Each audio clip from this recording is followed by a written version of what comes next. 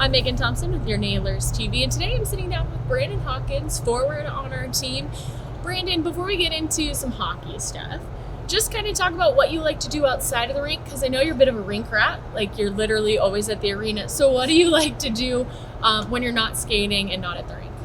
It really depends. It's cold right now, but I love golf. I'm a huge Amazon TV or Netflix buff. If I get into a show, I kind of binge watch it. Other than that, I'm a coffee addict, so I like to venture out and find different coffee shops. But that's about it. All right. So what's your favorite show, I guess, on Netflix or to watch on? I actually just finished watching Hunters.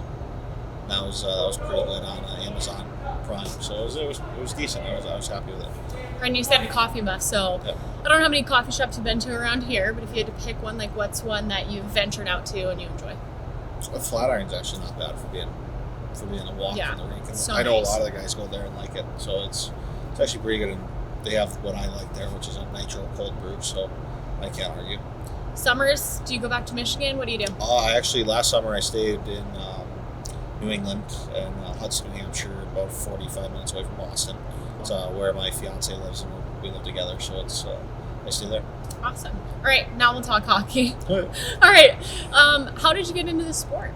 So my dad was a world-class speed skater, Awesome. and before I was even a thought, and then he ended up running a roller hockey rink, and I got started originally in roller hockey, and then it just gradually progressed into me moving to ice. And I still go back and play roller hockey in the summer times. I feel like one or two tournaments, really depends on the availability I have. Yeah. But I still like to see all the people. It's like a small family. But I got into it from my dad running a roller hockey rink until I was like 14 years old. What about the sport do you love? Like, what is the thing that maybe you got addicted to, which has caused you to be the rink rat that you kind of are? I mean, it's the fastest game out there, so it's for me, when I'm on the ice, everything else goes away. So the thing that I like the most is, like, hockey might have been my getaway growing up, and now that, like, I enjoy it so much, it's like it's fun to excel at different parts of the game and see, like, where I've been and how I've progressed and how I've gotten better. What's maybe been your biggest inspiration in it? I mean, is it your dad, or who maybe has been someone that's pushed you and helped you the most throughout kind of your career to this point? I grew up around a lot of professionals, like with my dad running roller hockey, with all those guys playing. Like Ernie Hartlieb's got his number retired for the Florida Everblades. Matt Koleski played for the Alaskan Gold Kings when that was like the West Coast Hockey League, and the other part of the ECHL. Jason Deskins, he played in the East Coast League for a long time. Brett Hull was my favorite player.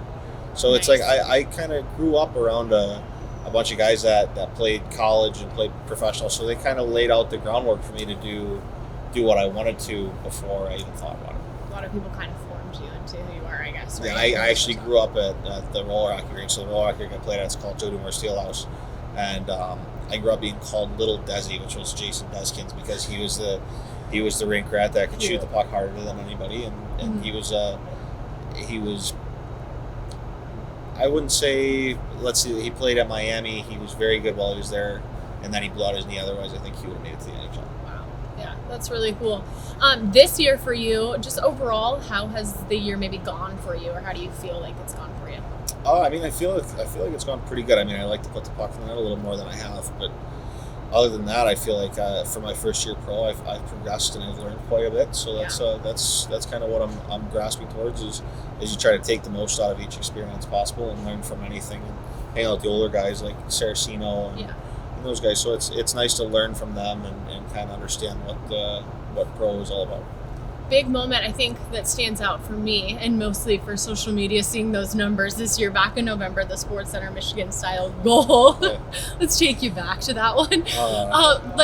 What was that sort of like for you? I know I was sort of messaging you, like, oh, TSN picked it up, all these different people, and you got sort of, famous a little bit from that. So what was that experience like for you in your first year pro to be on SportsCenter Top 10? Stevie Johnson said, as soon as I did it, we got in the pile, and he looked at me and goes, viral.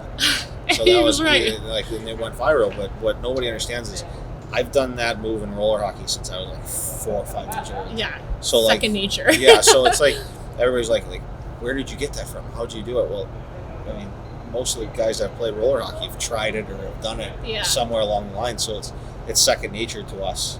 So it was fun to actually pull it out in an ice game. I mean, you see Svechnikov do it. You see like Matthews and those guys do it. So it's starting to be more common. It's like the old between the legs goal, and now it's turning into the Michigan move. Yeah, you're seeing it a little bit more often than you have, but still, it was awesome. You deserve the props you got for it. And we saw the kudos from your fiancé, Callie Flanagan, who is also big into hockey.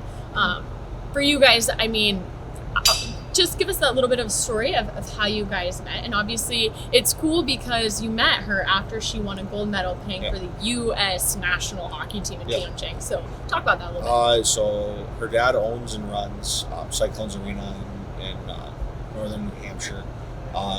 They also have the junior team, the Junior Cyclones. So summertime came around, and Northeastern keeps us there for the first semester and makes us train, but we don't have much ice to skate on. So Bailey Coyne at the time, who I was really good friends with, the sister of Kendall Coyne, said, "Hey, I found some ice. My sister got it." And I showed up, and it was Kayla Barnes, Michaela Boyle, Callie Flanagan, Bailey, and then a couple others. Hillary Knight was there. And I think I ripped a puck and missed the net and hit her like right in the hip. And she looked at me like, "Who is this kid?" Love story. Yeah. So, but I didn't talk to her for like the first 3 weeks. Maybe I was nervous. I don't know. But I finally got the nerve to talk to her about 3 weeks later, and we started to hang out a little bit from there, and the rest is history. That's awesome. And I know she was at the ECHL All-Star game, and you went there to support her. How kind of fun and cool was that to see her out on the ice playing for Team East, but then you also had a teammate, Cam Brown, out there? Yeah. It was fun. It was definitely cool to see her do, because, I mean, to support women's hockey and see them start to thrive the way they need to is definitely fun to see the growth of the sport. Yeah, and how do you maybe help her with that? I mean, you guys supporting one another, and then she wanting to be that proactive person to really help it continue to grow. Yeah, I mean, the biggest thing for me is just to kind of advocate for women's hockey. So in any way, shape, or form, I try to push them or anything that they do in hockey and in the media. But the big thing is supporting the people who cover women's hockey in media, because if you start to support them, then you start to see it more. Right. So it's definitely cool to see the growth. I think it's gonna start to buzz a little more over the next couple of years. So I'm excited to see what happens.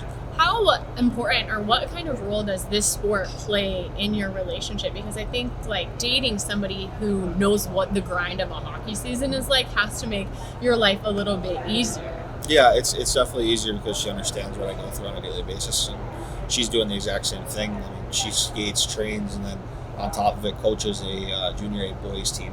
Oh wow, that's so cool. So she's actually the first female to do it in that league, in the NCBC of the USPHL. So it's cool to see, and I admire her hard work every day, because they don't have a season to play for, so she doesn't know when she's going to get her next shot. And to be able to train and do that without knowing the foreseeable future is definitely I've been there, but I can imagine it being a very hard thing to do. So I'm proud of her every day she does the things that she does, and I love to see how hard she works. It's awesome to see you guys supporting each other so much, as we see it on social as well.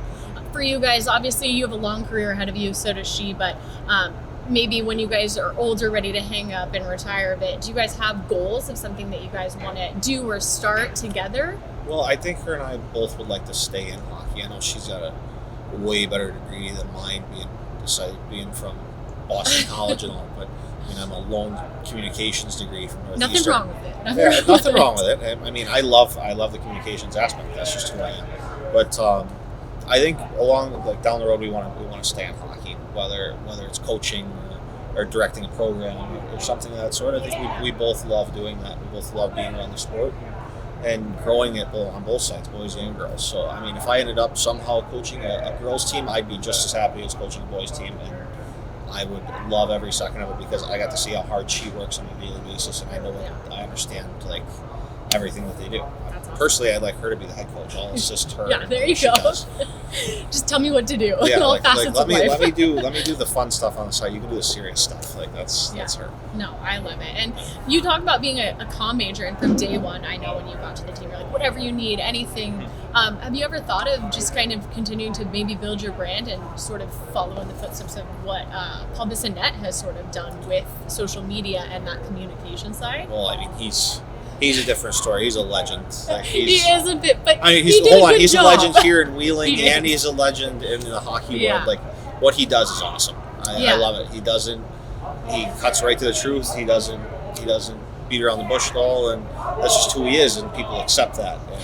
And for people to accept that, it's very hard in today's world. So I love everything that he does. Yeah. I'm a huge fan of spitting chitlets too, so that's also big. But I love communications just because like I've never really had an issue communicating with people. That's just kind of who I am. Like growing up around hockey with my dad being there, like you have to communicate with everybody. Yeah. Just makes sense. So to go into that major was just something I knew I would like, and after hockey, if I went into something of podcasting or went into something of like media for a team, like I think I'd love doing it, but I want to stay in the sport no matter what. Yeah, absolutely. Well, I can see staying in the sport and doing something. Yeah. Well, thank you so much, Brandon. I appreciate you taking the time. It was great for our fans to get to know you a little bit better, and we wish you luck with the rest of the season. Thank you so much. I'm Megan Thompson with your Nailers TV alongside Brandon Hawkins. We'll see you later.